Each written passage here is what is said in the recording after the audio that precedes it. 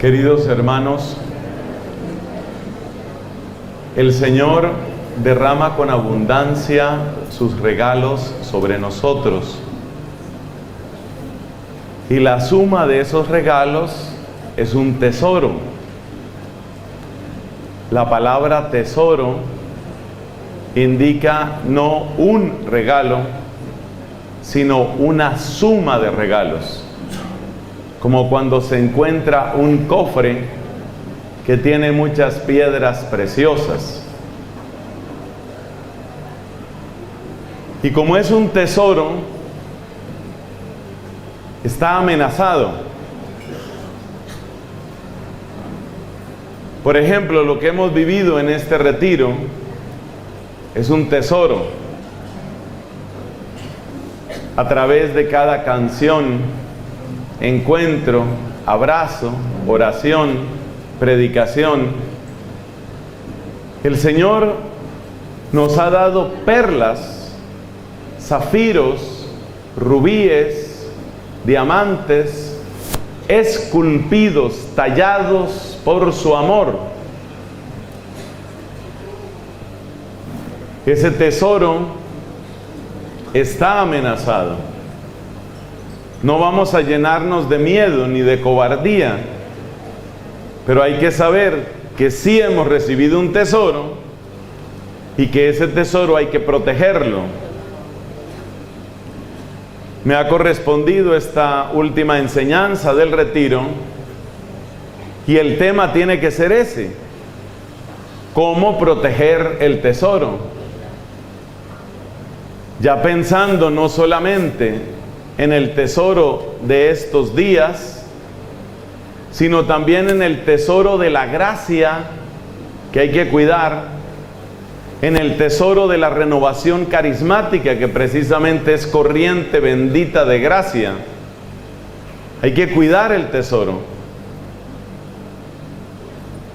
Desde antiguo, los predicadores y santos doctores de la iglesia nos han enseñado que hay tres grandes enemigos, y esa enseñanza sigue válida: el demonio, el mundo y la carne. La fragilidad, la comodidad, el placer nos hacen lentos y traidores fácilmente. Eso es lo que tiene que ver con la carne. La corriente del mundo de la que nos habló el capítulo 2 de la carta a los Efesios, de verdad que nos arrastra. Cuando uno está en un retiro espiritual así como este, cuando todos en una sola sintonía bendecimos a Cristo, vamos a decir que es fácil ser carismático y es fácil ser cristiano. Pero luego vuelvo a otra realidad que es mi realidad y me encuentro con un párroco obstinado, me encuentro con una familia escéptica, me encuentro con amigos que no solamente se burlan de lo que para mí es tan precioso, sino que además proponen su propio modelo de felicidad, su propio modelo de salud, su propio modelo de bienestar, su propio modelo de victoria. Y vivir uno en contravía, o como dicen en otros lugares, contramano, contraflecha, vivir uno en contravía de tantas cosas, no una mañana ni una tarde, no una noche ni 2 días, sino la vida entera, es desgastante. Especialmente la gente más joven puede sentir la fuerza de esto de muchas maneras. Uno puede saber por la Sagrada Escritura y por la convicción que le da el Espíritu que la práctica homosexual no es grata a Dios. Pero luego resulta que tienes compañeros en la universidad, tienes compañeras en tu trabajo, que no solamente practican, sino que celebran, exaltan, aplauden y se disgustan mucho si tú no piensas como ellos. Entonces vivir uno, ese es solo un ejemplo claro, vivir uno en contravía es difícil. Por eso el tesoro está amenazado, porque somos frágiles y cómodos en nuestra carne, y porque tenemos que soportar las bocinas, los parlantes del mundo, diciéndonos a todas horas: vas mal. Por eso, en la noche de adoración, escogimos aquel texto del capítulo 15 de San Juan, donde nos dijo Jesús: si el mundo los odia, sepan que me odió a mí primero. Ese versículo no está de sobra en la Biblia. Y uno no puede salir de un retiro espiritual con tanto tesoro. Uno no puede salir de aquí con un corazón ingenuo. Sé que algunas personas han tenido que retirarse antes por razón de transporte y de su trabajo. Pero mientras predico estoy orando por esas personas, porque por esa condición no han podido escuchar estas advertencias. Y estas advertencias son muy importantes. Jesús dijo: sepan que los envío como ovejas en medio de lobos. Eso significa que cada regalo que tú hayas recibido, regalo de amor, regalo de bendición, regalo de paz, regalo de sanación, es precioso en este lugar, pero es ridículo fuera de este lugar. Es bello en este lugar, pero es absurdo fuera de este lugar. Es maravilloso aquí, pero en cuanto salgas, el lenguaje del mundo va a ser: qué tontería, qué pavada, qué ridículo. Tú y tu fanatismo, tú y tu intolerancia, se ve que no entiendes la pluralidad y la diversidad. Entonces está la amenaza de la carne, tu propia carne, mi carne, que es frágil, que es cobarde, que es cómoda. Está la amenaza del mundo, que se burla, que agrede. Y por supuesto está el ataque del demonio, ataque que va directo al pecho, directo a la fe, con sugerencias como por ejemplo: todo te lo inventaste, todo está en tu cabeza, todo eso es mentira, en realidad nada ha cambiado, en realidad Dios no ha hecho nada. Ataques a la fe, ataques a la esperanza, ataques al amor. Así que uno no puede salir del retiro sin esa armadura de la que nos habla el capítulo 6 de la carta a los Efesios, la bendita armadura que todo cristiano tiene que tener. A ver, vamos a recordar esa armadura, lo que nos dice San Pablo, porque eso tenemos que aplicarlo a nuestra situación. Dice aquí, Efesios 6, versículos 13 y siguientes: tomen las armas de Dios para que puedan resistir en el día malo, y después de haber vencido todo, mantenerse firmes. Como me gusta decir, estas palabras no le sobran a la Biblia, están ahí por una razón, y hay que tomarlas en serio. Sigo leyendo: tomen las armas de Dios para que puedan resistir en el día malo, y después de haber vencido todo, mantenerse firmes. En pie, pues, ceñida la cintura con la verdad, revestidos de la justicia como una coraza, calzados los pies con el celo por el evangelio de la paz, sosteniendo en su brazo siempre el escudo de la fe, para que puedan apagar con él todos los encendidos dardos del maligno. Tomen también el yelmo, el casco ese gigante, tomen el yelmo de la salvación y la espada del Espíritu, que es la palabra de Dios, siempre en oración y súplica, orando en toda ocasión al Espíritu, en el Espíritu, velando juntos con perseverancia, intercediendo por todos. Eso es para hoy. Efesios capítulo 6, versículos del 13 al 18. Porque hay ataque que viene de dentro, porque somos frágiles, cobardes, inconstantes, cómodos.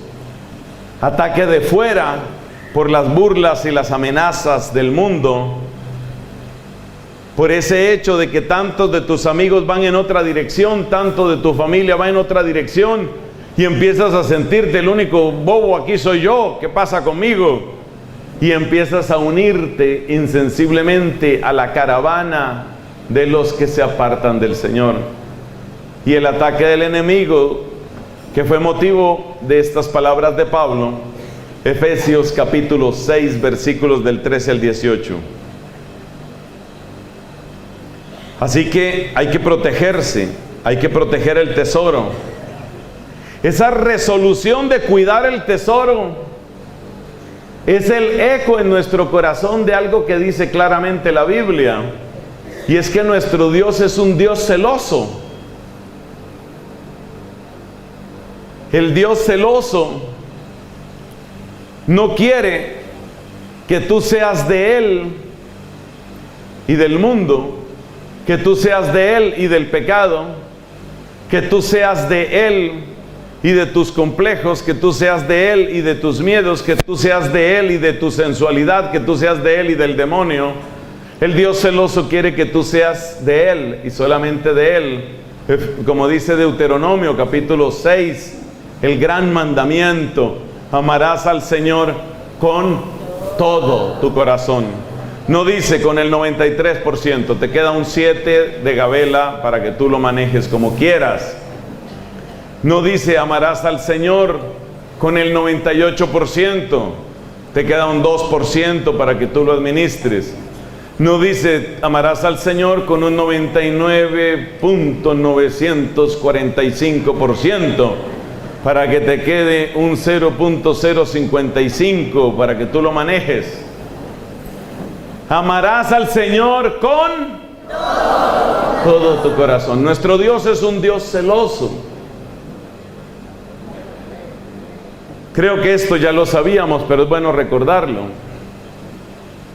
El celo de Dios, el celo de Papá Dios, no es solamente porque te ama a ti, que es verdad, sino porque ama la sangre de su Hijo que palpita en ti.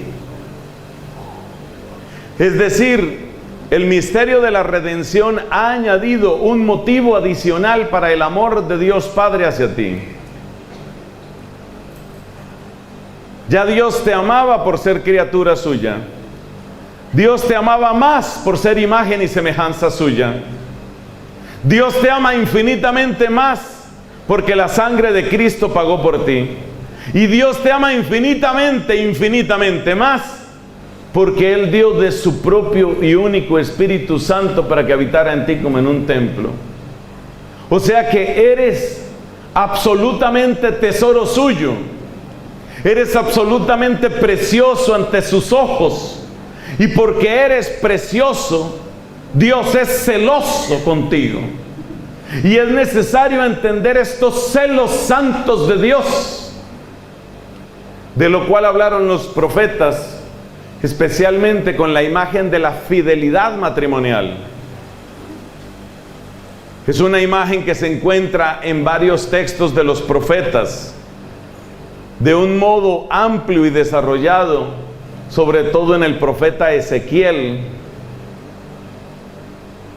Es hermoso ver a ese Dios que ama de modo apasionado y fiel y que quiere una respuesta de amor fiel y fervoroso.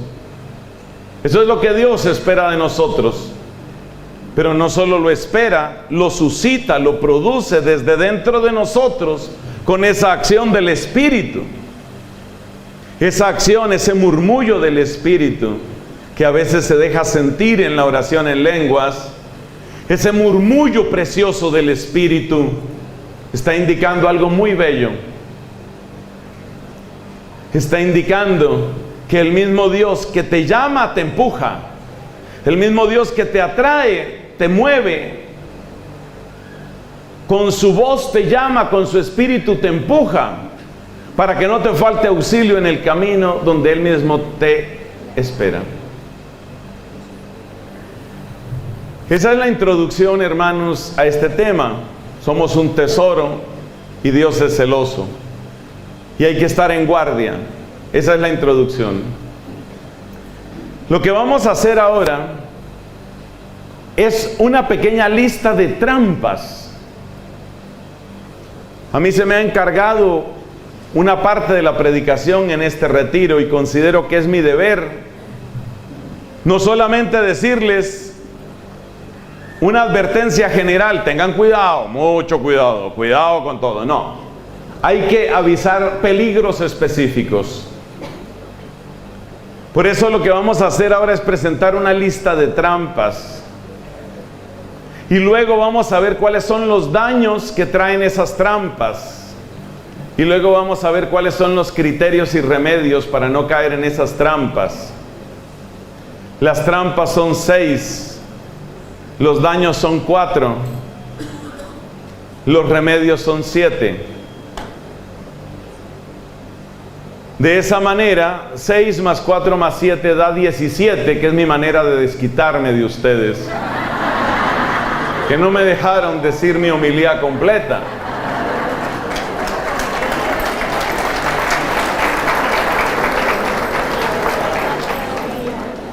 Las trampas son 6. A ver, las trampas son muchas, pero las que vamos a mencionar aquí son 6. Y las menciono aquí porque son trampas que están erosionando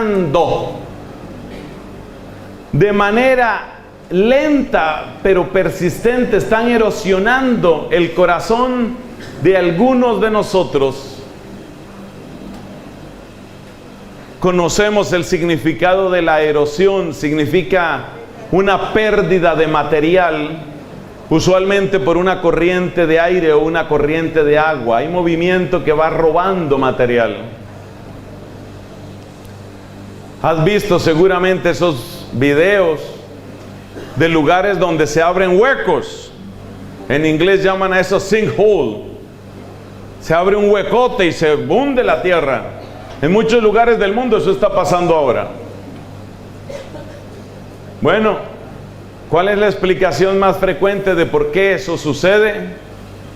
Porque hay corrientes subterráneas que han ido erosionando, de manera que tú puedes ver una calle y la ves perfectamente normal, pero si tuvieras vista de rayos X, descubrirías que lo que parece sólido ya tiene un vacío, tiene un hueco, como una caverna que se ha ido haciendo por el agua que fluye.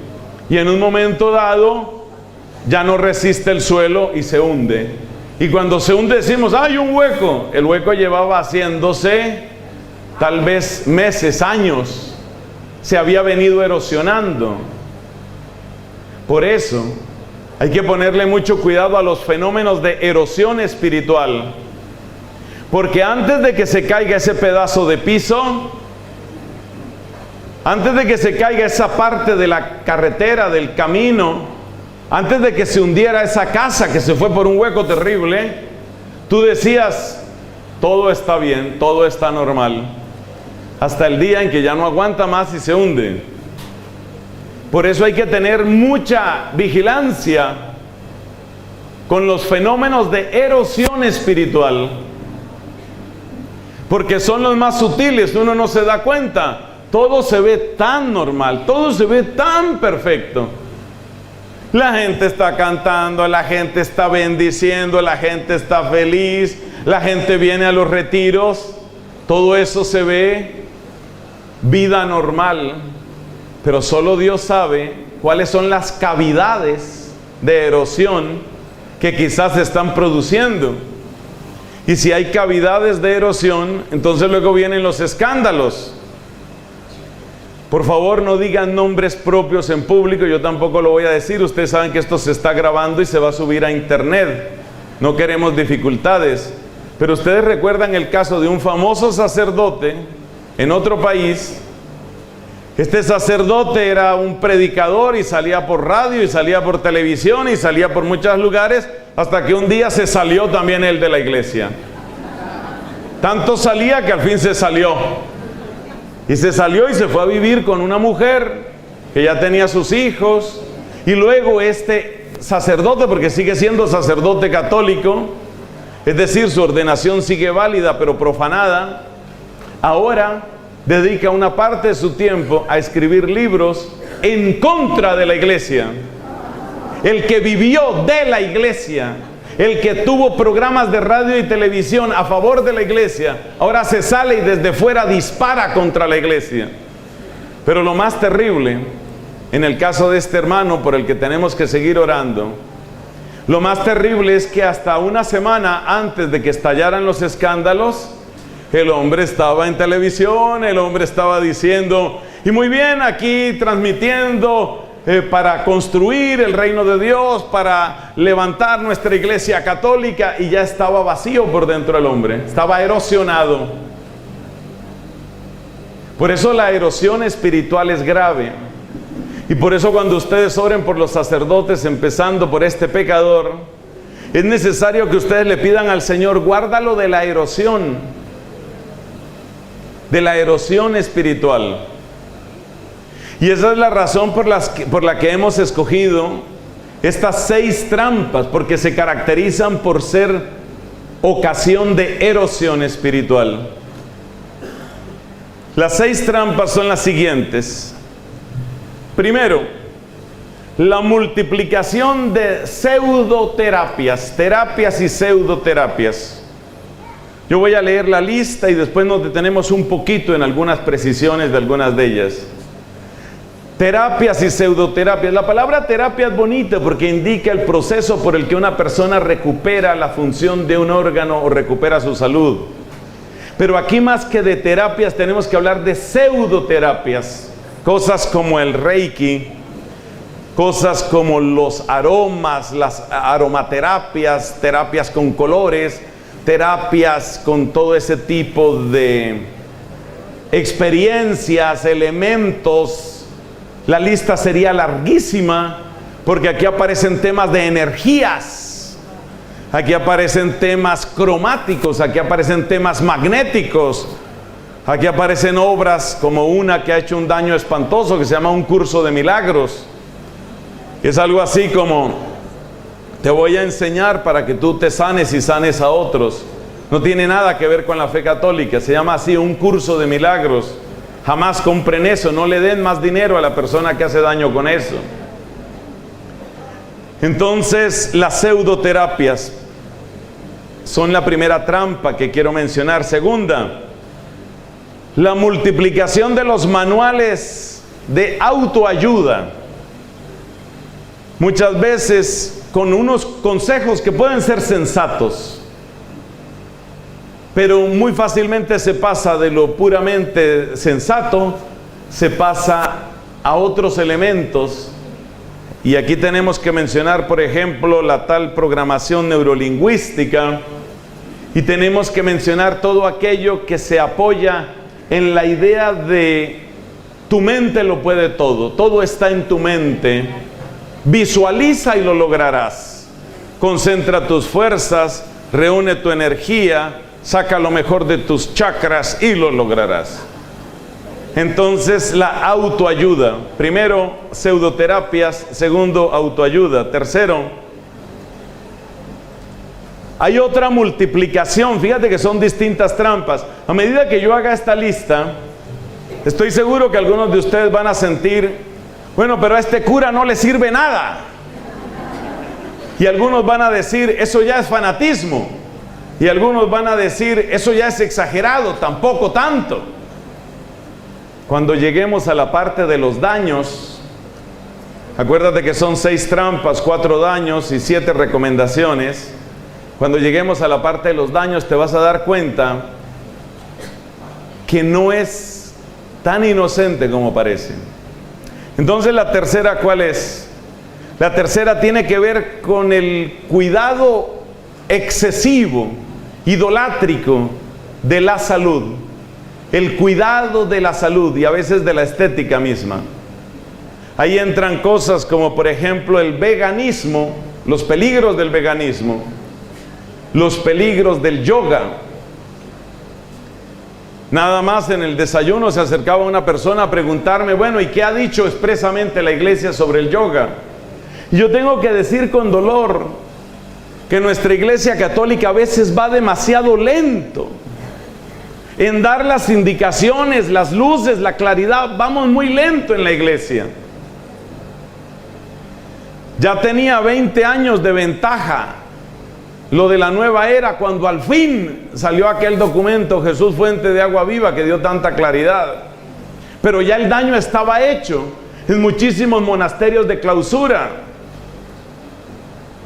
en muchas comunidades religiosas. Y esto no tiene nada de extraño, porque todos sabemos que los primeros que van o que vamos a ser atacados siempre seremos las consagradas y los consagrados. Entonces por eso también andan monjes benedictinos, por ejemplo, llámense Ansel Grün o como se llamen, repartiendo su literatura incluso en librerías católicas. Y créanme, van a pasar años, muchos años, antes de que por fin haya claridad al respecto. Pero mientras tanto el daño que se hace es terrible. Anthony de Melo hizo un daño y sigue haciendo un daño muy grande, porque se siguen vendiendo sus libros, a pesar de que en el caso de Anthony de Melo, después de muchos años, al fin reaccionó la iglesia. Y entonces dijo, mira, por ahí no es. Porque Anthony de Melo es el gran predicador de la iluminación, pero su iluminación es más budista o hinduista que cualquier otra cosa. Ahora, yo sé por qué la iglesia se ha vuelto tan lenta en eso. Los 2 motivos principales son, primero, porque la iglesia misma tuvo durante muchas décadas uno que se llamaba el index. Esa palabra está en ese caso en latín, index librorum prohibitorum. El índice de libros prohibidos era una publicación de la Santa Sede, una publicación que llegó a ser sumamente abultada, donde precisamente les contaba a los católicos, cuidado con esto, cuidado con esto, cuidado con esto. Pero ese tal index librorum prohibitorum, ese index se volvió terriblemente impopular porque la gente veía en eso la Inquisición. Y ahora que ven a un dominico aquí hablando de este tema, dirán, ahí está Torquemada otra vez. Torquemada revivivo. Entonces la iglesia se ha vuelto cobarde para denunciar peligros, porque no quiere que la asocien con la Inquisición. Pero tú te das cuenta que eso es cobardía. La otra razón es porque vivimos en un tiempo en el que muchos de nuestros sacerdotes y altos jerarcas tratan a toda costa de tender puentes con el mundo, puentes tendidos seguramente con una buena intención de poder llevar el mensaje de Dios, pero a veces en el intento de hacerme escuchar por un interlocutor empiezo a ceder y a ceder y a ceder, hasta que ya prácticamente lo que le estoy diciendo es: lo tuyo vale lo mismo que lo mío. Y eso se llama traicionar el depósito de la fe, y eso también está pasando en nuestra época, incluso en altos niveles de la jerarquía, en este país y en otros lugares, incluyendo Italia. Esto está pasando en muchos sitios. Entonces la iglesia se ha vuelto cobarde para hablar de estos temas con claridad. Bueno, quiere decir que si yo fui a una sesión de yoga, entonces ya quedé endemoniada, es lo que usted me está diciendo. Padre, usted es un fanático, usted es un intolerante. Usted lo que quiere es revivir. A ver, reúnan los palos y a quemar herejes. No, no he dicho eso. No es a quemar herejes. Es a convertir. Es a convertir. A eso hemos sido llamados. A predicar la belleza de la verdad del Evangelio, para que todos se sientan atraídos hacia esa verdad que se nos ha revelado una vez y para siempre en Jesucristo, en Él. Eso es lo que queremos. No se trata de destruir, se trata de quitar confusión y se trata de darle la gloria al único que la merece. Amén.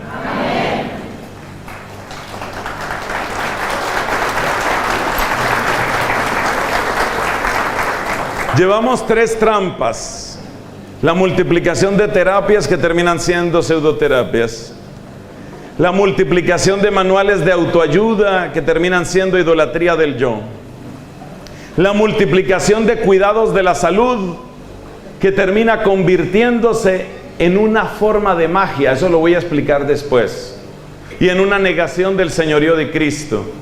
Y ahí está el peligro del veganismo y de otro tipo de filosofías parecidas.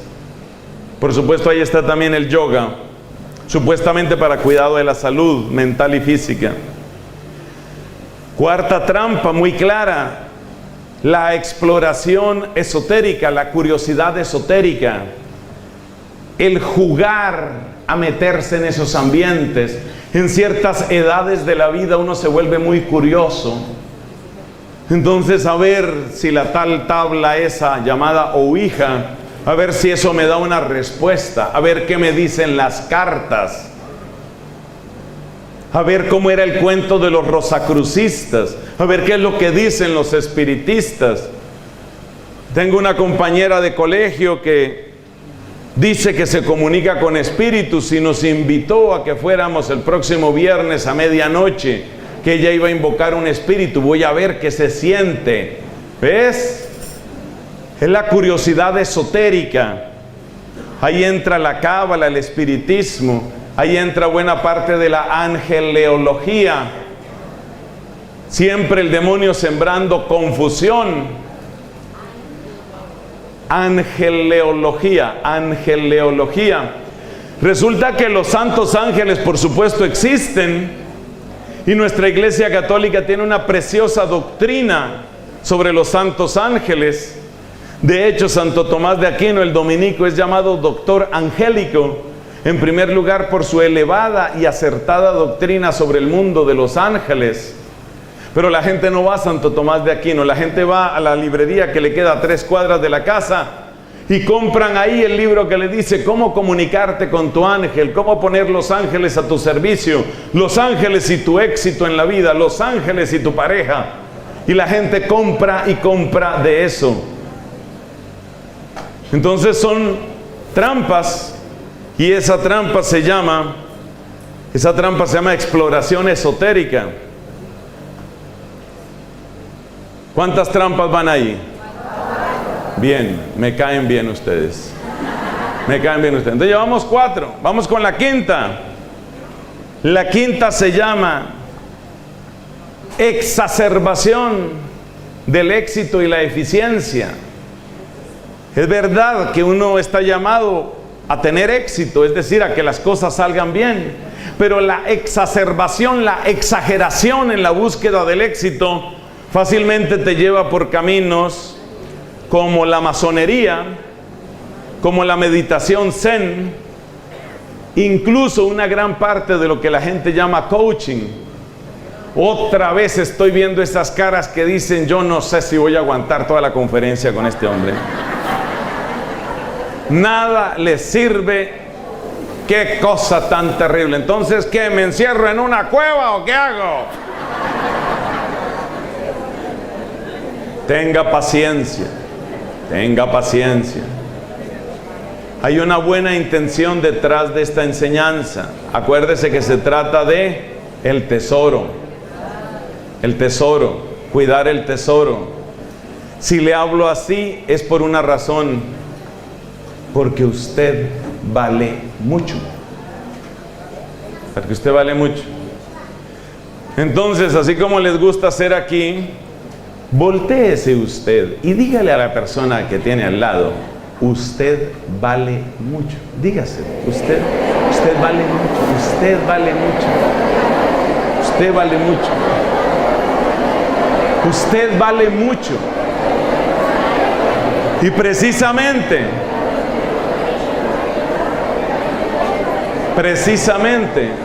porque usted sucedió lo que yo me temía. Yo hago esto del usted vale mucho en muchos países y la gente dice usted vale mucho y se callan. Pero claro, esto es Argentina. Entonces la gente vale muchísimo, muchísimo, muchísimo.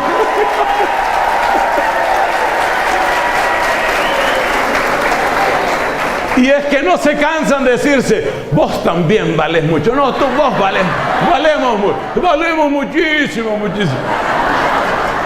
Bueno, está bien. Está bien. ¿Qué vamos a hacer? Entonces, la exageración, la exacerbación del éxito. ¿Cómo entra la gente a la masonería? Buscando éxito, buscando redes. Llaman a eso networking. Se utiliza mucho la palabra en inglés, networking, es decir, hacer redes. Entonces, ¿tú por qué entraste a la masonería? Hombre, yo no tengo ningún interés religioso ni filosófico. Simplemente me parece que hay un montón de gente interesante en esas reuniones. Ellos llaman a eso logia. Entonces, mira, yo voy a la logia, yo no voy por los ritos esos que hacen, que se ponen unos vestidos. No, yo no voy por eso. Yo simplemente voy porque me interesa conocer gente interesante para mis negocios, para sacar adelante mi empresa. Fíjate la astucia del enemigo. A través del tema de la empresa y del éxito empresarial, te va metiendo. Entonces hay lugares, algunos de los cuales yo amo muchísimo, como mi querida Santa Cruz de la Sierra en Bolivia, un lugar potente de evangelización, pues donde hay muchas ovejas llegan muchos lobos. Entonces en este momento, por ejemplo en Bolivia, hay una avanzada fortísima de la masonería en Santa Cruz, a lograr a toda costa captar las élites, incluyendo a muchos carismáticos, incluyendo a muchos buenos católicos, agarrar las élites, porque eso es propio de la masonería. Para la masonería, si tú eres pobre o bruto o las dos cosas, no eres tan interesante. Pero si resulta que eres líder y eres rico y eres inteligente, te empiezas a volver un bocado tremendamente apetecible para la masonería. Tanto que en lugares como el vecino Chile surgió hace ya bastantes años la masonería femenina, porque originalmente la masonería era un movimiento solo masculino. La masonería femenina tiene una fuerza increíble, lamentable en Chile. La masonería femenina aplaudió con gran gusto a la presidente o presidenta Bachelet cuando logró lo del aborto. Esa es la obra de la masonería, para que la conozcas. Esa es la masonería. Masonería femenina en Chile, para que la conozcas. Pero la persona que entra no piensa que está apoyando el aborto, no piensa que está peleando contra la iglesia, no piensa que está destruyendo la educación sexual, no piensa en eso. Y sin embargo, esa es la verdadera agenda de la masonería. Pero ¿cómo te captan? Te captan presentándose como oportunidad de éxito.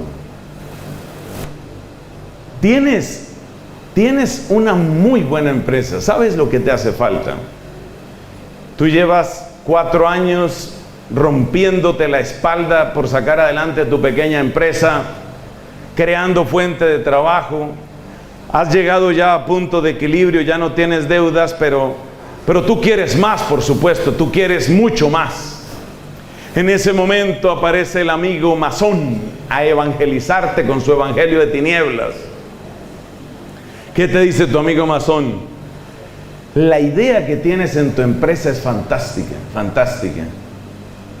Y creo que la has pensado muy bien. Fíjate cómo viene la caricia, ¿no? La caricia a tu ego. Tienes una idea fantástica. De verdad que tú te mereces mucho más de lo que tienes en este momento. ¿Sabes lo que te hace falta? Ya en ese momento tú con tu ego acariciado, excitado. Ese ego que dice, dame más, dame más. Ese ego acariciado por el lenguaje dulzarrón de la masonería, recibe luego esta palabra. ¿Sabes qué es lo único que te hace falta? ¿Te puedo hacer un comentario? Claro, dime. Contactos. A ti te hace falta contactos. Mira, déjame, yo te invito a un almuerzo con unos 2, 3 amigos. Vamos a hablar de lo tuyo, no vamos a hablar de lo mío. Vamos a hablar de lo tuyo. Te llevan al mejor restaurante de la ciudad. No te estoy diciendo cosas inventadas. Te estoy diciendo exactamente lo que hacen, exactamente eso. Te llevan al mejor restaurante de la ciudad. Tú haces cuentas y dices, esta cena es por lo menos $60 por cabeza. Esto es máximo lujo. ¿Quieres otro vino? Mira, quiero presentarte estos 3 amigos. Nosotros nos conocemos de tiempo atrás. Hasta ahora no he mencionado la palabra masonería, pero los 4 que están ahí son 4 masones y te tienen ahí sentado para conquistarte. Mira, aquí el señor Julio Puentes, él, como su nombre lo indica, pues trabaja haciendo puentes. Entonces, y el señor Armando Madera, pues ya sabes lo que hace, muebles. Bueno, entonces te presentan los proveedores, te presentan el negocio, y tú empiezas a sentir que una hormona que existe en tu cuerpo y que sirve no solo para el sexo, esa hormona se llama testosterona. La testosterona se te dispara, porque resulta que en nosotros los varones el espíritu de competencia, de conquista y de ego es bárbaro. Entonces se te dispara la testosterona, tú empiezas a sentir, voy a liderar, voy a ser el primero, lo voy a lograr, qué bien que me encontré con esta gente. Así te van conquistando. Eso se llama éxito, eso se llama exageración del éxito. Bueno, y luego la sexta trampa, el entretenimiento. Entretenimiento que se expresa a veces en cosas que, como su nombre indica, suenan como un juego. Me acuerdo una tía mía, ya no hace eso, pero hace años noté que llegaba el periódico, mientras estábamos desayunando o algo así, llegaba el periódico a la casa, y ella lo primero que hacía, no miraba titulares ni nada, sino irse al horóscopo. Y entonces le preguntaba yo, ¿y para qué lees eso? No, yo no le pongo cuidado a esto, es, no sé, por diversión. Parece un entretenimiento. Parece un entretenimiento. Hay gente que se hace la carta astral por curiosidad, por entretenimiento, no le pongo tanto cuidado a eso. Hay gente que dedica horas y horas a pintar unos cuadros llenos de círculos y cuadrados. Y si les preguntas, dice entretenimiento, entretenimiento. El nombre de eso es un nombre masculino. Se llaman los, no las. Yo a veces decía las, no son los mandalas. Esos diagramas circulares sumamente intrincados que parecen tener casi un poder hipnótico y a los cuales tú dedicas horas y horas pintándolos, los mandalas. Entonces estamos hablando de 6 trampas. Vamos a ver si la lista me sale. 6 trampas. La pseudoterapia fue la primera. La autoayuda, los manuales de autoayuda, multiplicación de manuales de autoayuda fue la segunda. La idolatría de la salud fue la tercera. La exploración esotérica, muchas veces guiada por la curiosidad, fue la cuarta. La exacerbación o exageración en la búsqueda del éxito fue la quinta, donde aparece lo de la masonería, la meditación zen. Ya en muchas empresas están obligando a la gente a que haga meditación, están obligando a la gente a que haga coaching, están obligando a la gente a que asista a un curso. Y te pagan el curso, y el curso vale una montaña de dinero y te lo pagan. ¿Y por qué te lo pagan? Porque quieren que tú estés ahí para que toda la empresa tenga la misma mente. Conocí el caso de una muy querida amiga mía, líder de predicación y de grupos de oración en mi país. Ella trabaja para una prestigiosa universidad. Pero antes, en otra empresa donde estaba, le dijeron, bueno, próximo viernes no tenemos operaciones aquí porque nos vamos a ir a un retiro. Y lo llaman retiro. Y lo llaman retiro. Y el retiro era con un conferencista. Para mí no es un conferencista, es un predicador. Pero es un predicador de un evangelio distinto. Un conferencista internacional. Por favor, no me preguntes cuánto le pagan al conferencista internacional. Pero creo que ellos dan un poquito más que la Renovación Carismática en Argentina. Bueno, conferencista internacional ha dado este seminario, un seminario de 2 días, viernes y sábado va a ser. Este seminario lo ha dado este conferencista en Brasil, en Taiwán, en Nueva Delhi, ha estado en Arabia. Arabia le ha abierto las puertas.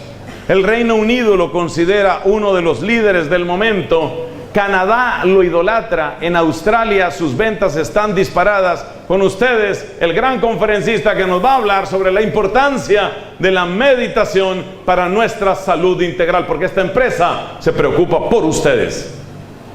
Se preocupa por ustedes. Lo que un cristiano siente apenas le dicen que la empresa se preocupa por él, lo que siente es 3 o 4 groserías, plevedades de marca mayor en su corazón. Pero claro, como es cristiano no las va a decir. Entonces, ¿qué tiene que decir?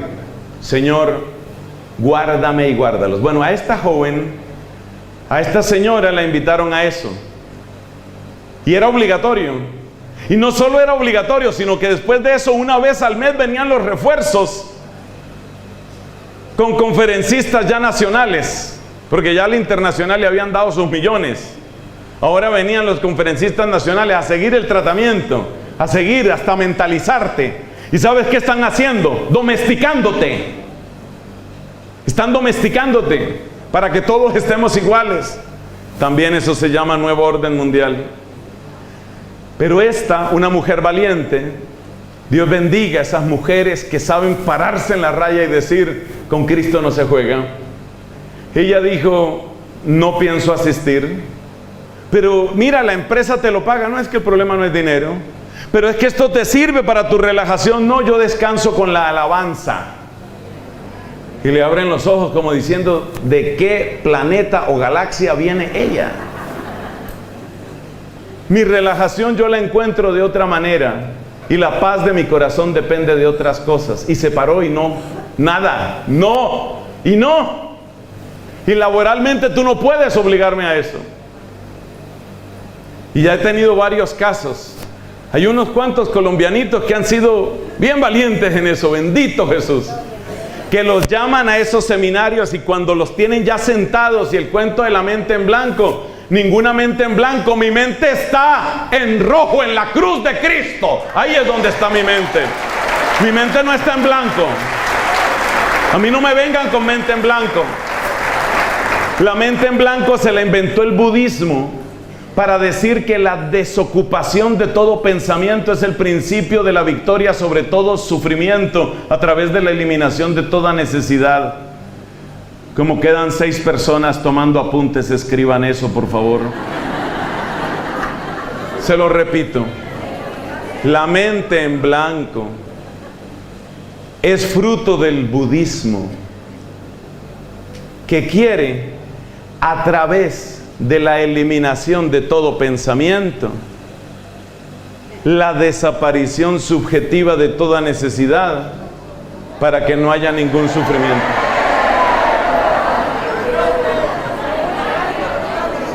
La mente en blanco es fruto del budismo, que quiere, a través de la desaparición de todo pensamiento, la eliminación subjetiva de toda necesidad. Puro budismo. Puro budismo. La eliminación de todo pensamiento para la desaparición subjetiva, no objetiva, subjetiva de toda necesidad. La eliminación del pensamiento para la desaparición subjetiva de toda necesidad, entendida como victoria sobre el sufrimiento, porque todo el budismo está montado sobre eso. ¿Qué hacer para que desaparezca el sufrimiento? Y como ya lo dijo Gautama Buda, Siddhartha Gautama, quiero decir, como ya lo dijo Siddhartha Gautama, la desaparición del sufrimiento solo se logra con la desaparición de la necesidad. Y la desaparición de la necesidad requiere la desaparición del pensamiento y la desaparición del yo. Ese es el budismo. Ese es el budismo. Entonces, lo de la mente en blanco no es inocente, y es el requisito, es el A del ABC, el A del ABC, del yoga, incluso en el pilates, en el tal pilates te hacen lo mismo, en la meditación trascendental te hacen lo mismo, en la meditación zen te hacen lo mismo. Entonces, ¿qué es la mente en blanco? Es fruto del budismo, que pretende, a través de la eliminación del pensamiento, la desaparición subjetiva de toda necesidad como victoria sobre el sufrimiento. Es puro budismo.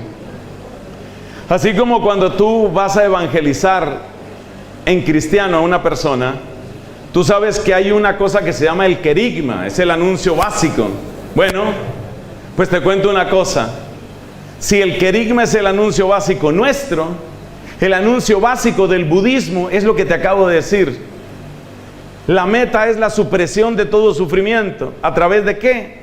A través de la supresión, la desaparición, por lo menos subjetiva, de toda necesidad. Y para que desaparezca toda necesidad, termina siendo requisito que desaparezca todo pensamiento y finalmente la desaparición del yo. Y hay gente católica tan confundida que cree que la desaparición budista del yo es lo mismo que la virtud de la humildad en Cristo. Imagínate esos cruces de cables que tienen algunas personas. Entonces hay gente que cree que la predicación del Dalai Lama es como la predicación de Cristo, porque el Dalai Lama dice, el ego es lo que está hundiendo a nuestra civilización. Y la gente dice, oh, cuánta sabiduría en el Dalai Lama, lo que nunca dijo mi párroco, lo ha dicho el Dalai Lama. Pero resulta que cuando el Dalai Lama, contra el cual no tengo nada como persona, oro por él, por supuesto, lo que resulta es que el Dalai Lama, cuando dice desaparición del ego, no está hablando de humildad, está hablando de que el ego es una mentira, que el ego no existe, que el yo no existe, que en realidad lo que tú llamas yo es simplemente una onda pasajera dentro del tejido del cosmos, dentro del tejido de la realidad. Tú no existes en realidad. Eso no tiene nada que ver con la Biblia, porque la Biblia es, vio Dios todo lo que había hecho y todo era bueno. Es bueno que tú existas, pero con el respeto que me merece el Dalai Lama te dice exactamente lo contrario. Tú en realidad no existes, ni tendrías que existir, ni hay razón para que existas, y si crees que existes estás en una mentira. Ese es el mensaje budista. A ver si alguna vez terminamos de enterarnos, hermanos. Ese es el mensaje budista. Entonces, claro, cuando le empiezan a uno con la mente en blanco, la gente cree, no, pues esto es un poco de relajación. Pero resulta que la mente en blanco es el querigma budista. La mente en blanco es el comienzo del querigma budista. Es decir, ya entraste en clases de budismo intensivo y no te diste ni cuenta. Ya entraste a budismo intensivo. Un cristiano jamás busca la mente en blanco. El cristiano solo busca ser habitado por la palabra, ser habitado por el Espíritu. Eso es lo que busca el cristiano.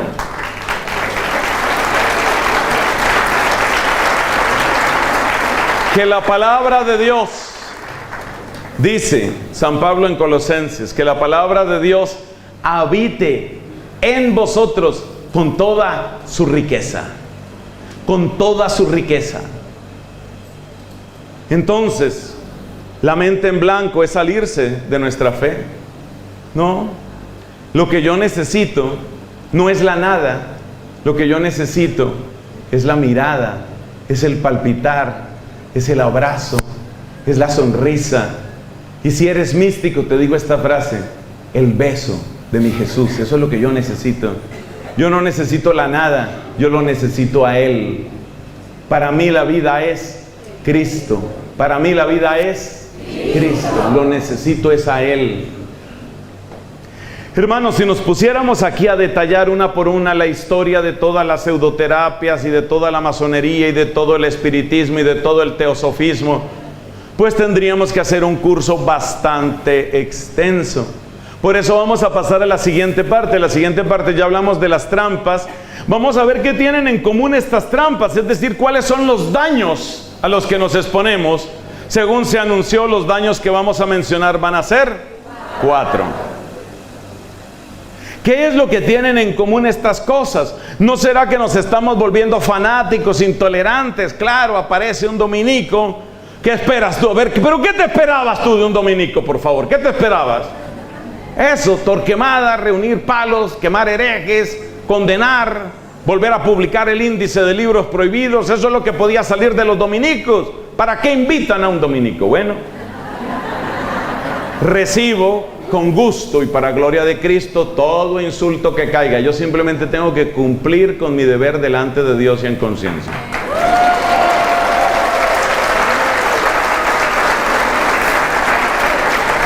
Entonces, no entremos en el detalle de cada cosita porque no terminamos nunca. Miremos cuáles son los daños, y los daños son 4. El primer daño, ¿cuál es? El primer daño se llama idolatría. La idolatría es el primero de los daños. Idolatría que consiste en que yo me siento bien. Yo estoy bien, me siento bien. Idolatría que consiste en que yo tengo éxito. Idolatría que consiste en que yo estoy tranquilo.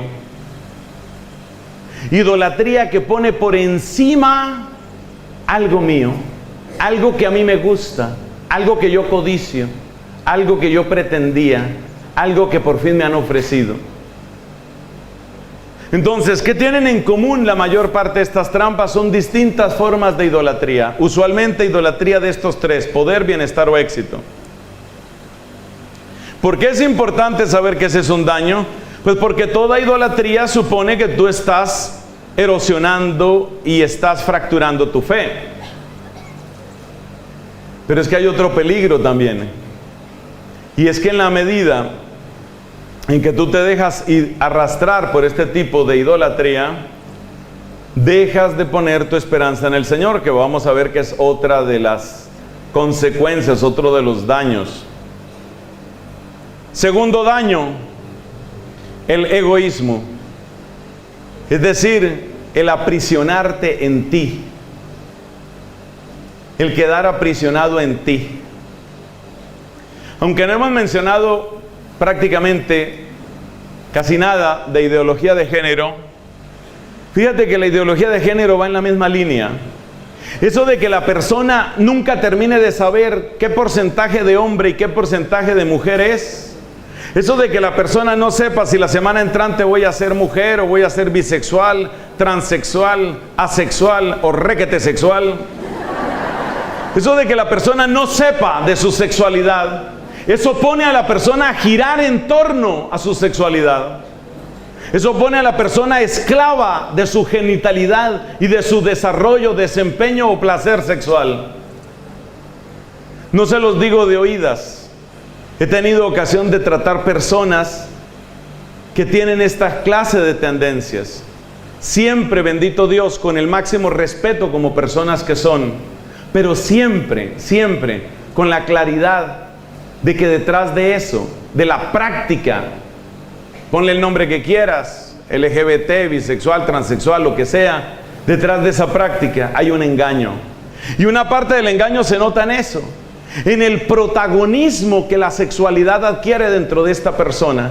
La persona de género fluido está todo el día resolviendo el problema de su sexualidad. Un hombre, un varón que se siente serenamente agradecido con Dios y en paz consigo mismo como varón, no tiene que estar pensando en su virilidad todos los días. Son las 10 de la mañana, ¿seré plenamente viril? No sé. La 1 de la tarde, ¿cómo ando de virilidad? 1:30 de mi virilidad, ¿qué? El que es un varón, feliz de ser varón, agradecido de ser varón, ni piensa en eso. No piensa en eso. Lo vive simplemente, lo vive, lo agradece, con paz, con respeto hacia los demás. Lo mismo la mujer que se siente feliz, agradecida con Dios y en paz con su feminidad. Esa mujer no tiene que estar pensando todos los días, a ver, ¿cómo estarán mis genitales? A ver, ¿qué pasará finalmente con mi piel? ¿Dónde sentiré más? Por Dios, ¿cómo vas a pasarte la vida dando vueltas en torno a tu sexo? Es una cadena. Entonces, date cuenta, aunque no lo hemos mencionado aquí, pero tiene su conexión y por eso lo menciono. Date cuenta que detrás de todas estas trampas finalmente hay un egoísmo. Donde más se nota, sin embargo, no es ni siquiera en la ideología de género, sino en la idolatría o en la exageración de los métodos de autoayuda. Porque los métodos de autoayuda todos tienen esto en común. Piensa qué quieres ser. Aférrate a lo que quieres ser. Concentra tus fuerzas hacia lo que quieres ser. Lucha por lo que quieres ser. No te distraigas hasta lograr lo que quieres ser. Esos son todos los manuales de autoayuda. Ya les economicé $300 en libros.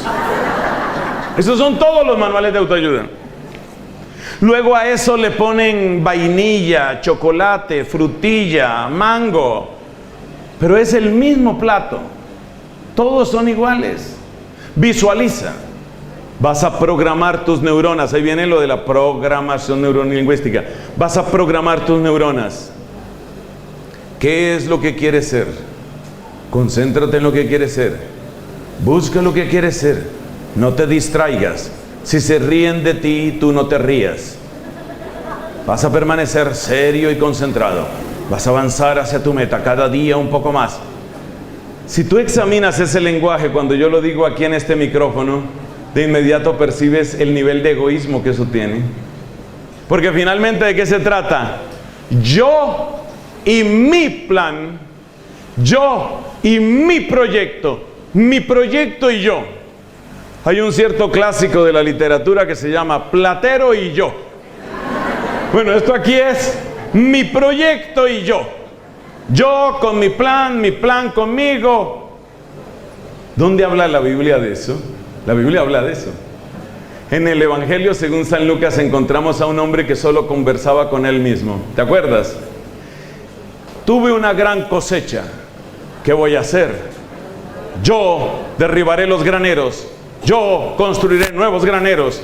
Yo acumularé toda la cosecha en mis graneros y yo. Yo con mis graneros, yo después me tumbaré en la reclinomática que yo compré para descansar yo.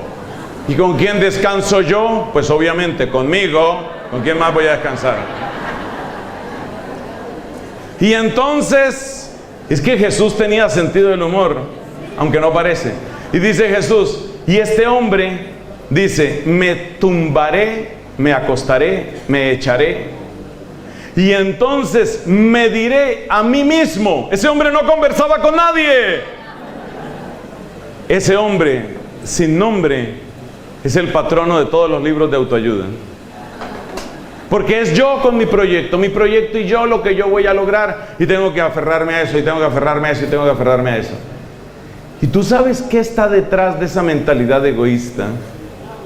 Esa mentalidad se llama esclavos felices, y es el arte que tiene el faraón en Egipto. Esclavos felices. Entonces, en la medida en que un muchacho se pasa 10, 15, 20, 30 años resolviendo, soy medio hombre, soy medio mujer, a ver qué tipos de orgasmo puedo tener, a ver cuánto placer puedo encontrar, a ver si me enamoro de un muchacho, de una chica. No, creo que lo mejor será enamorarme de una chica que cree que es muchacho, pero en realidad es chica. Mientras él está resolviendo todo ese enredo, se le va la vida, y de eso se trata. Ese es el negocio del demonio, que se te vaya la vida encadenado a un pensamiento, encadenado a una obsesión, encadenado a un proyecto, para que se te olvide que hay un proyecto que está por encima de ti, que te antecede, te precede, te sostiene y te llama, y ese proyecto se llama el reino de Dios. El enemigo quiere que tú te concentres en ti, en tu piel, en tu estética.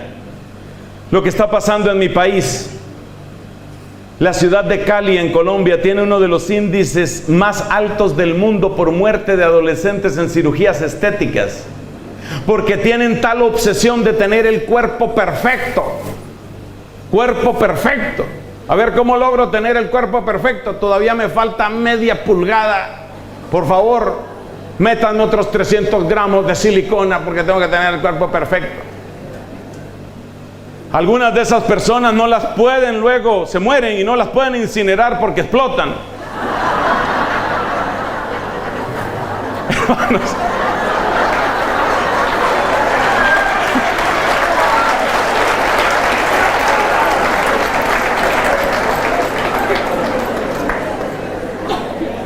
cuando ustedes vean eso de que se murió tal vecina y la van a incinerar, no, por favor, no. Entonces ustedes sean caritativos, simplemente oren. Amigos, ese es el egoísmo. El egoísmo es yo y mi salud, yo y mi bienestar, yo y cómo me siento yo conmigo, yo y la paz que yo tengo conmigo, yo y mi felicidad, yo y mi placer, yo resolviendo mi yo encerrado en mi yo metido en mis genitales todo el día, a ver qué soy, qué siento, qué estoy sintiendo. Y esto es lo que quieren los programas perversos de degeneración sexual, que no es educación sexual. Esto es lo que quieren, que los niños y las niñas desde el principio, desde la más tierna edad, tengan esta confusión, para que se pasen la vida entera pensando, ¿será que abrazo a un hombre? ¿Será que abrazo a una mujer? ¿Será que mejor beso al muchacho? No, mejor beso a la chica. Mejor que la chica bese al muchacho y entonces yo practico voyerismo. Bueno, hermanos, egoísmo, atraparnos, encadenarnos. Eso lo tienen en común todos estos métodos. Hay que tener cuidado con eso. Entonces hemos hablado de dos cosas, de idolatría y de egoísmo. Y tenemos que hablar ahora de algo muy importante y muy grave. En gran parte de estas trampas se abren puertas al mundo oscuro. Me cuesta tantísimo trabajo convencer a la gente de que el yoga no es bueno. Me cuesta muchísimo, pero he encontrado un pequeño recurso. Mire, vayan ustedes a un portal católico que muchos conocen que se llama religionenlibertad.com. Religión en Libertad, todo seguido, religionenlibertad.com. Y en el buscador de esa página web, lean testimonios de sacerdotes hindúes que saben los orígenes del yoga y que saben el significado de los nombres. Es que tú no sabes ni lo que estás diciendo con las tales posturas esas. El yoga nunca fue un método físico, solamente físico. El yoga nació y creció en la India como un método espiritual de práctica del hinduismo. Entonces, ¿tú crees que un ateo puede rezar el rosario todos los días y es un perfecto ateo? Creo que no. ¿Tú crees que una persona puede estar acercándose a la playa de dioses hindúes y decir, yo sigo siendo católico y aquí no pasa nada. Pues eso es el yoga exactamente. Pero el demonio es astuto. Fíjate que yo no dije que estas cosas te van a volver un poseso o una posesa. Solamente te digo, esto abre puertas. Abre puertas. ¿Y qué quiere decir que abre puertas?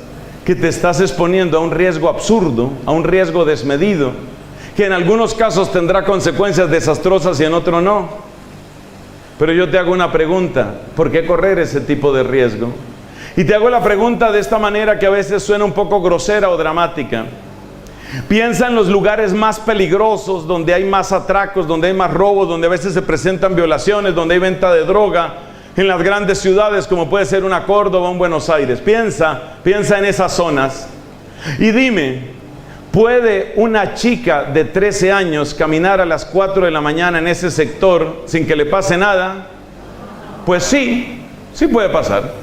Puede que camine 4 cuadras por un sector peligrosísimo, va sola y no le pasó nada. Pero tú mandarías a tu hija eso con la esperanza de que no le pase nada. Estoy seguro de que no. Pues te cuento una cosa. Tu corazón, tu alma vale precio de la sangre de Cristo. ¿Por qué vas a abrir esas cochinas puertas?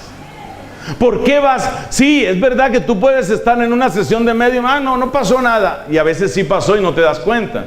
Porque esto es lo mismo que muchos virus, como el del SIDA, que pueden permanecer dormidos durante años en una persona y luego se disparan. El demonio, te repito, es demasiado astuto. Y una de las cosas que quiere el demonio, y por eso la Biblia lo compara a una serpiente, es permanecer escondido. O sea que el demonio no va a ser tan tonto de denunciar su presencia cuando puede ser sacado fácilmente, a través de la confesión principalmente. Entonces date cuenta, estás abriendo puertas oscuras, puertas sucias, y tú no sabes qué entra por ahí. Entonces a ti te dicen mente en blanco. Mente en blanco significa baja las defensas, suspende tu capacidad de crítica. A mí me cuentan que hace un tiempo en la ciudad de Córdoba hubo una huelga de la policía. Y entonces la policía se acuarteló. A mí me dijeron que eso pasó aquí, que la policía se acuarteló, y cuando no quedó policía, pues la ciudad entró en el caos. Eso fue lo que a mí me describieron que había pasado. Eso es exactamente lo que sucede cuando tú te metes a una sesión de esas. Lo que tú estás haciendo cuando te dice mente en blanco significa cancele su capacidad crítica. Cancele su capacidad crítica. Es la policía que tiene tu razón natural para defenderte de lo absurdo. Entonces mente en blanco significa acuartele la policía, esconda la policía. Y después de que la policía está acuartelada y encerrada, ¿cuántos robos, cuántas violaciones, cuánto abuso, cuánta violencia va a suceder en tu corazón? No lo sabe nadie, solo lo sabe Dios. Entonces cuidado con abrir puertas oscuras. A mí no me pasa nada, no hay que ser tan exagerado. Mira, mi esposa, por ejemplo, lleva tanto tiempo practicando su yoga, ya eso le relaja, ya está muy bien, ella no tiene ningún problema. Perfecto, y tu hija camina a las 4 de la mañana en el sector peor de Buenos Aires y nunca le ha pasado nada, y tú estás igual de feliz. Hermanos, ¿por qué vamos a abrir esas puertas cuando no sabemos ni con quién estamos tratando? Exactamente lo mismo pasa con lo de los ángeles de la nueva era, exactamente lo mismo. Tú no sabes a quién estás llamando ahí. Hubo una época en la Iglesia Católica en que varias personas empezaron a hablar de revelaciones privadas en las cuales aparecían nombres de ángeles. Algunos de esos nombres vienen desde antiguo, desde la literatura apócrifa del siglo I y del siglo II. Y esos nombres de ángeles empezaron a volverse populares hasta que algún santo obispo y un clarividente, un iluminado, en el mejor sentido de la palabra, papa, dijeron, ¡Ey, para eso! ¿Por qué lo pararon? Porque se dieron cuenta que cuando empezaron a multiplicarse los nombres de ángeles, nadie sabía a quién estábamos invocando realmente. Por eso la Iglesia Católica solo celebra con nombre propio los 3 arcángeles que están en la Biblia, cuyos nombres son Miguel, Gabriel y Rafael. Que puede haber muchos más ángeles, amén. Entonces la gente a veces me pregunta, Padre, ¿le puedo dar un nombre al ángel de la guarda? La respuesta corta es, no hagas eso. No hagas eso. En teoría, si tú recuerdas la historia de las providencias de Dios a través de tu ángel de la guarda, tú podrías darle un nombre a esa historia del amor de Dios a través de tu ángel de la guarda. Pero ¿cuál es el peligro? El peligro es que el nombre que tú escogieras fácilmente se convierte en un nombre que tú das a otras personas y esas personas no tienen acceso a tu historia. Y por lo tanto para esas personas ese nombre es una puerta que se abre y que no sabemos a dónde lleva. ¿Y esto qué es? ¿Esto es exageración? No, esto es conciencia de lo que uno vale. Cuando una mujer no sabe lo que vale su cuerpo, ¿qué hace con su cuerpo? Lo exhibe, lo muestra a todo el que quiera ver. Aquí estoy yo, mírenme, disfruten. ¿Qué quiere ver? Mis senos, aquí tienes mis senos. Esa es la mujer que no sabe lo que vale. Pero la mujer que sí sabe lo que vale es pudorosa y se cuida. Y se cuida de arriba abajo. Se cuida de su cuello a sus pies. Se cuida. No estoy hablando de mojigatería, estoy hablando de la sana y bendita prudencia y modestia que tiene una mujer que sabe lo que vale. Aplícale lo mismo a tu alma. De arriba abajo, cuídate. El cuarto daño es que le quitas el señorío. El tercero son las puertas al mundo oscuro. Mira, el primero es idolatría, el segundo es egoísmo, el tercero es puertas al mundo oscuro, el cuarto es quitarle el señorío a Cristo. Eso se nota muy bien en el veganismo. Te voy a explicar el tema del veganismo porque se ha vuelto moda en muchos lugares. Es pecado el veganismo también es malo, entonces ahora todo es malo. Dígame si puedo, ¿qué marca de agua puedo beber entonces? Permiso, salud. A ver, entendámonos. En sí mismo, el veganismo no es pecado, no es pecado. Siempre que tú tengas sano cuidado de tu salud, el veganismo no es pecado. Se ha demostrado que la capacidad nutricional de los solos vegetales en general es menor que la proteína animal. Por consiguiente, debes tener prudencia si vas a seguir ese camino nutricional porque probablemente te vas a desnutrir. Eso vale especialmente para las personas que van a tener un embarazo, para las personas que están en recuperación de una enfermedad, o sobre todo para niños y adolescentes. Esa parte está clara. Desde el punto de vista de la salud no tengo que agregarte nada más. Pero ¿en dónde está el peligro? El peligro yo lo describo con un amigo sacerdote que una vez me contó, mira, sabes, estoy consumiendo cada vez menos proteína animal, realmente yo me he vuelto vegetariano, no sé qué. Y lo que vino a mi mente inmediatamente fue Mateo capítulo 10, el envío de los discípulos a la misión. Porque Jesús dice en Mateo capítulo 10, vayan y coman de lo que les pongan. Y no es solamente por una cuestión de relaciones públicas, no es simplemente por una relación humana, no es simplemente por hacer buena empatía con la cultura a la que tú llegas. Por ejemplo, llegas a Argentina, pues un asadito te cae muy bien. No, no es solamente empatía, es algo más profundo. Cuando tú te abstienes, óyeme esta frase, pero por favor copien rápido que ya me están acosando. Cuando tú te abstienes sin motivo de salud de una práctica, cuando tú te abstienes sin motivo de salud de una práctica, por ejemplo en los alimentos, pero podría ser otra cosa, tú estás predicando el poder que eso tiene sobre ti. ¿Me explico? Si yo tengo una buena salud, si yo tengo entusiasmo para predicar el Evangelio, y yo predico el Evangelio de Cristo y predico el Evangelio del veganismo, entonces la impresión que le queda a la gente es que para ser verdaderamente cristiano, tengo que ser verdaderamente vegano. Es decir, aquello de lo que tú te abstienes y de lo que tú predicas que uno debe abstenerse de modo permanente, repito, con la excepción del caso de la salud, un caso verdadero de salud, porque hay cosas que no se puede por salud, pero quitando ese caso, de lo que tú te abstienes sin motivo real de salud, se convierte en evangelio que tú predicas.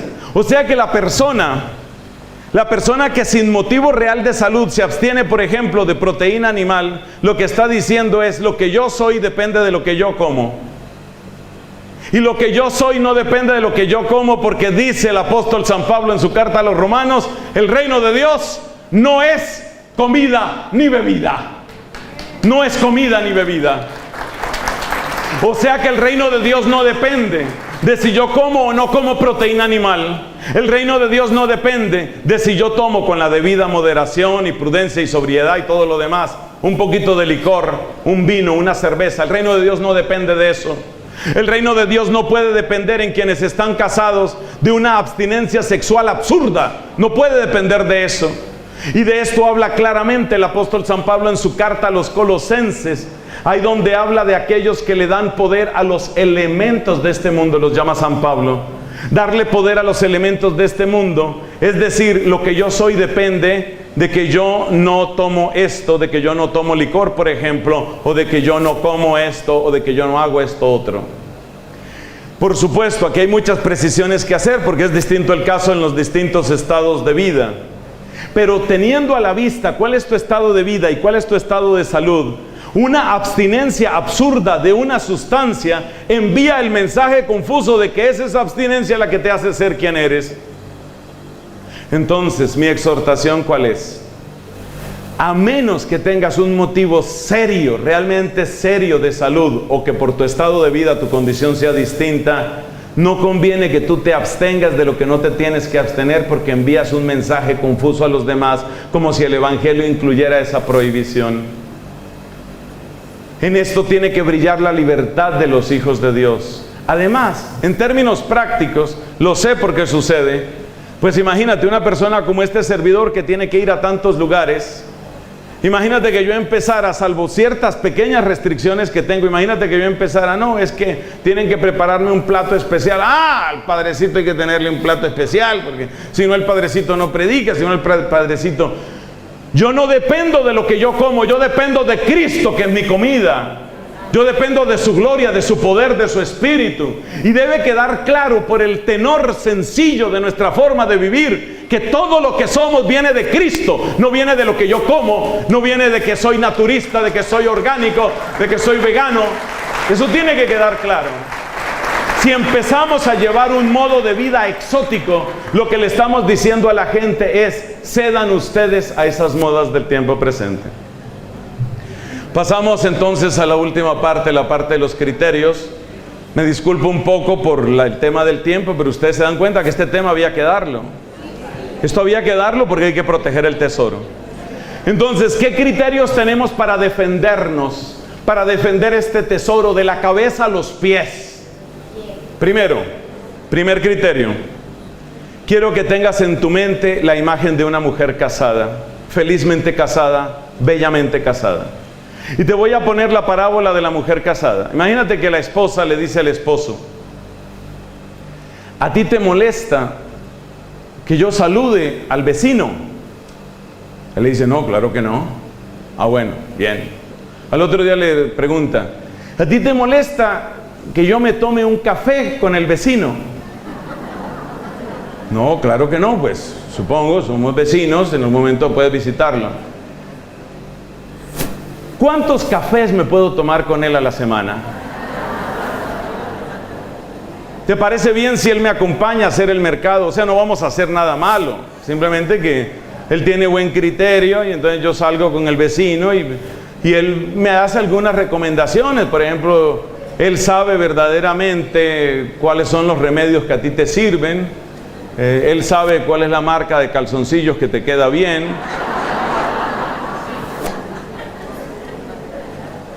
¿A ti te parece bien que yo abrace al vecino, por ejemplo, todas las tardes? Le dé un abracito al vecino, ¿te parece?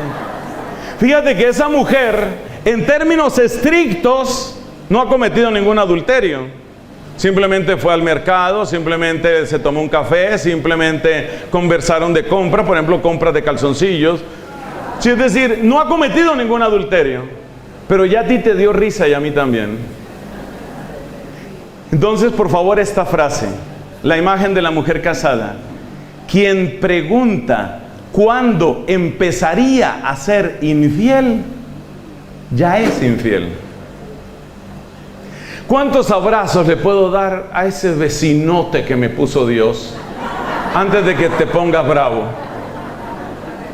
La persona que está preguntando hasta qué límite, hasta qué raya puedo llegar, ya se pasó. Ese es un principio de pureza, de castidad espiritual, de pudor espiritual que es muy importante. ¿Hasta qué punto puedo llegar antes de pecar? Ya ahí pecó.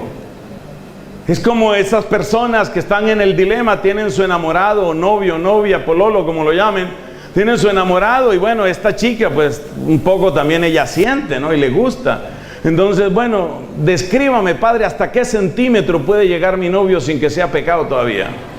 O sea, ¿dónde termina la espalda? ¿Dónde termina el cuello? ¿Dónde termina el abdomen? ¿Dónde termina el muslo? Mira, la que está preguntando dónde termina, la que está preguntando el milímetro, la que está preguntando el límite, ya se pasó el límite. Entonces, cuando la gente dice, bueno, pero es que yo puedo ir a eso y no pasa nada. Es que yo hasta allá puedo llegar y no pasa nada. Acuérdense siempre de la imagen de la mujer casada. La mujer casada que empezara a decir, ¿cuántos abrazos le puedo dar a ese, suspiro, vecino? La persona que está diciendo eso ya fue infiel. Entonces no esperes a una respuesta cuando te preguntas hasta dónde puedes llegar sin pecar. El que se pregunta hasta dónde puede llegar sin pecar, ya pecó. Segundo, señoras y señores, esta es la recta final de nuestro retiro. Segundo criterio, que al mismo tiempo es remedio. Había gente que antes tomaba apuntes, se cansó, pero bueno, en todo caso seguimos. Segundo criterio, tu tiempo a solas. Tu tiempo a solas con la Escritura y con la Eucaristía. Tu tiempo a solas. Mira, y yo vuelvo a la mujer infiel, igual podríamos hablar de los hombres infieles. Yo vuelvo a la mujer infiel. Esa mujer que le da pereza quedarse sola con el esposo. Esa mujer que no tiene realmente nada que hablar con él, que simplemente espera que pase pronto ese rato. Ya está mal, está muy mal esa relación. Lo propio de quienes se aman es que los relojes desaparecen. Los relojes no importan, las horas no importan. Entonces, si tú quieres evaluar el estado de salud real de tu corazón y de tu tesoro, que es nuestro tema hoy, si tú quieres evaluar el estado de salud de tu tesoro, hazte esa pregunta: ¿cómo estoy yo a solas con la Biblia? A solas. No en el grupo, no cuando preparo una charla, no cuando tengo que ir a un congreso, no cuando me dicen saque la Biblia y tú la sacas. ¿Cómo estás tú a solas con la Biblia? ¿Cómo estás tú a solas con el Santísimo Sacramento? Buen síntoma es cuando tú, como Santa Mariana de Jesús Paredes, la hermosa santa quiteña, pierdes la noción del tiempo en esa iglesia. Ya se metía en esa iglesia, Dios mío, perdía la noción del tiempo ante el Santísimo. Ese es buen síntoma. Pero cuando hace mucho rato que no haces esa visita a solas, destaco la expresión a solas, porque eso te sirve para medir el pulso. Si estás lleno de curiosidades, ¿cómo sería lo del espiritismo? Y ya compré otros 3 libros sobre los templarios. Y no se sabe si Nostradamus tendría razón, no se sabe. Mientras tú estás con todas esas curiosidades, el Santísimo está solo. Entonces, para evaluar tu estado de salud, Santísimo. Tercero, ¿cómo está tu perseverancia en el servicio a tu comunidad? A medida que uno se va volviendo egoísta, uno se va sustrayendo de la comunidad. Solo me interesa lo mío y lo mío. Más o menos como una canción que dice: me importo yo y yo y yo. Y solamente. Entonces, a medida que uno se importa solamente uno mismo y solo yo importo para yo, conmigo, y voy a conversar el asunto, ¿con quién? Conmigo, por supuesto. La comunidad. ¿Cómo está tu perseverancia en el servicio en la comunidad? Te repito, eso es diagnóstico y eso es tratamiento. Cuarto, el impulso de crecer en la gracia, la búsqueda de la santidad y el impulso de formarse. Te repito lo que dijimos en otra predicación. A medida que uno realmente ama, quiere conocer a la otra persona. ¿Cómo eres? ¿Qué te gusta? Eso es tan bonito que en la Biblia, como ustedes saben, el verbo conocer tiene ese significado íntimo y sexual. La conoció, quiere decir la conoció hasta el fondo, en todo lo que le gusta, en todo lo que siente. Lo conoció quiere decir eso. Entonces, mis hermanos, cuando uno tiene amor de Dios vivo en el corazón, uno quiere conocerlo. Como dice San Pablo, que se convirtió en lema y antífona de San Ignacio de Loyola: ojalá tenga yo una experiencia íntima de Jesucristo, de la comunión en sus padecimientos. Quiero conocer a Jesús, pero quiero conocerlo como desde dentro. Ese es un buen síntoma. Desinterés por leer las cosas de la iglesia, gravísimo. Ese es el punto número 4. Yo no miro de para allá. Punto número 5. Amor agradecido al misterio de la cruz. Amor por la cruz y proclamación del amor que está en la cruz. Sexto punto. Además, acuérdese que me quitaron 2 minutos. Sexto punto. Sentido de prudencia y distancia ante la tentación. Una mujer felizmente casada no solamente está preguntando cuántas veces puede abrazar al vecino, sino que si es el vecino el que la busca a ella, ella inmediatamente pone los límites que tiene que poner. Eso se llama sentido de prudencia y distancia ante la tentación. Y el último punto, séptimo punto, verdadera referencia de eternidad. Amor al cielo. ¿Cómo nos pasó aquí cuando hicimos una oración y decíamos: que no falte ninguno? Amor al cielo. Esos son los 7 puntos, así un poco de manera breve, acelerada. Te los leo. La imagen de la mujer casada. Número 2, tiempo a solas con la Eucaristía, con la Escritura. Número 3, perseverancia en el servicio en la comunidad. Número 4, impulso hacia la santidad y deseo de formarse. Número 5, amor agradecido al misterio de la cruz. Número 6, sentido de prudencia y vigilancia frente a todo lo que me haga perder la gracia divina. Número 7, referencia de eternidad, hambre de cielo. Gloria al Padre, al Hijo y al Espíritu Santo.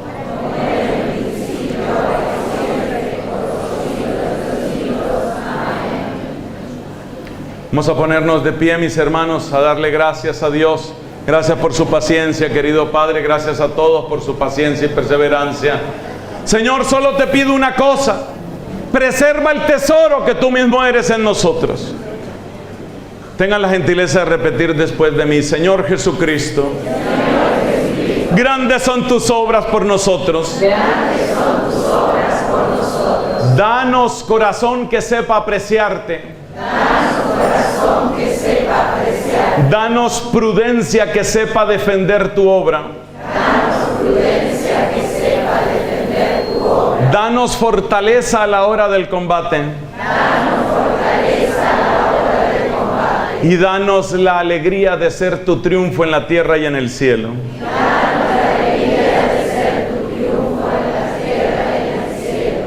Amén.